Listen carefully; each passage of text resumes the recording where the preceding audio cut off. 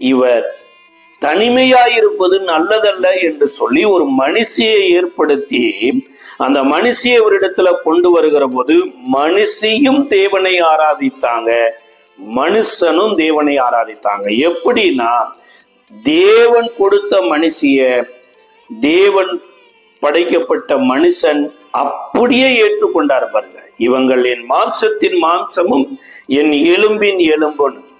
அதே போல மனுஷியும் ஒரு வார்த்தை கூட பேசல, அந்த அம்மாவை ஏற்றுக்கொண்டாங்க.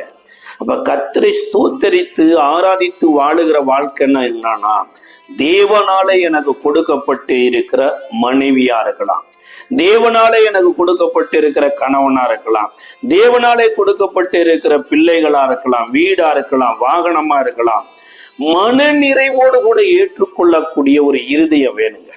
எத்தனையோ பேருக்கு அந்த இருதயம் இல்லை. தனக்கு கடவுள் கொடுத்த மனைவியில திருப்திப்படுத்தாம யாருடைய மனைவியோ எட்டி பார்க்கிற எத்தனையோ புருஷர்கள் இருக்கிறாங்க. அதே போல தனக்கு கர்த்தர் கொடுத்திருக்கிற புருஷனிடத்துல திருப்தி ஆகாம யாருக்கோ புருஷனாய் இருக்கிறவர்களை எட்டி பார்க்கிற மனைவிமார்கள் இருக்கிறாங்க. அதுபோல கர்த்தர் கொடுத்த பெற்றோர், கர்த்தர் கொடுத்த பிள்ளை, அதுல திருப்தி இல்லாம யாருடைய பிள்ளைகளிலேயோ தங்கள் வாழ்க்கையில திருப்தி ஆகணும்னு நினைக்கிறாங்க.